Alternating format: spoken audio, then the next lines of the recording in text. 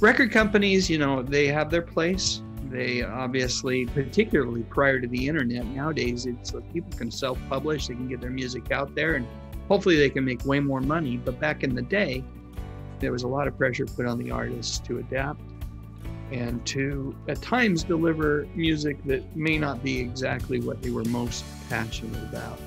You know, a perfect example of the Knack, which was a band that they had an album called Get the Knack.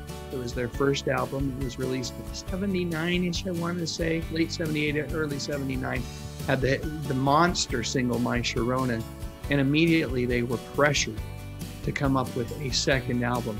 And I think they turned around that second album, but the Little Girls Understand, in record time. It was out in 9 months, something like that. And what you get the quality that you might expect from an album. That the first album, there's not a bad track on it, and that is so true, folks. If you haven't listened to Get the Knack, get the Knack. It's an incredible album, one of the best albums of the decade.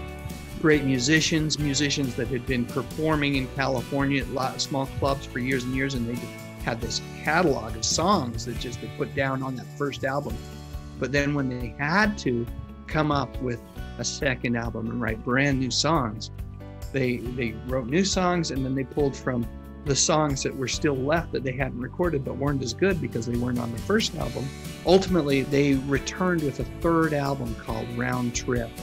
It was amazing. I love the album. It didn't have a hit on it.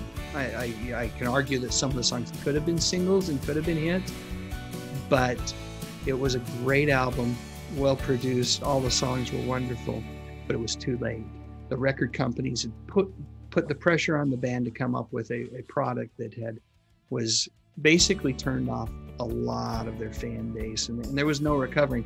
They did, over the course of the next 10, 15 years, release a number of albums, and many of them were good and I enjoyed, but there nothing like that first album, and it was all because of the meddling of the record companies. And for that reason, I think it's great now that there's this opportunity. Sometimes it's harder. Folks have to really figure out what that path is to get their music heard, but they don't have to be reliant upon the record companies anymore. They don't have to be reliant upon what some executive in California or in New York tells them is the type of music they need to be playing. And it's just a wonderful thing.